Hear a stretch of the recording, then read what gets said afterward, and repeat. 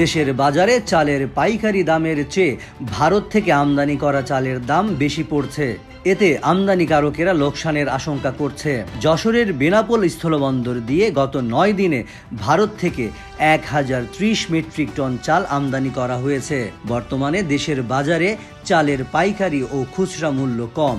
এদিকে আমদানি মূল্য বেশি পড়ায় চাল আমদানিতে অনীহা দেখা যাচ্ছে অনেক ব্যবসায়ীদের মধ্যে।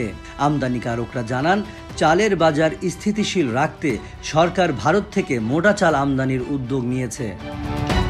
বাণিজ্য মন্ত্রণালয় থেকে বিভিন্ন আমদানিকারক প্রতিষ্ঠানকে বিনা শুল্কে সেদ্ধ ও আতপ চাল আমদানির অনুমোদন দেয়া হয়েছে। আগামী 10 ডিসেম্বরের মধ্যে এসব চাল আমদানি করতে হবে। কিন্তু দেশের বাজারে পাইকারি দামের তুলনায় ভারতের বাজার থেকে আমদানি করা চালের দাম বেশি পড়ছে।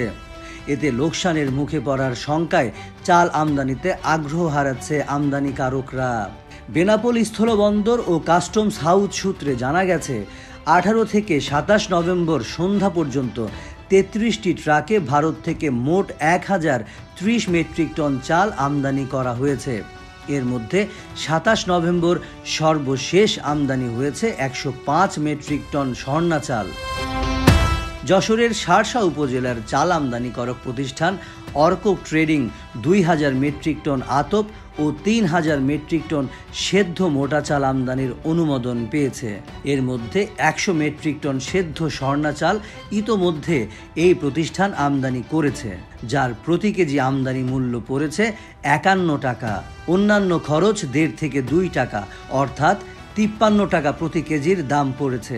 অথচ দেশের বাজারে এই স্বর্ণা চাল 50 টাকা কেজি পাইকারিতে বেচাকেনা হচ্ছে।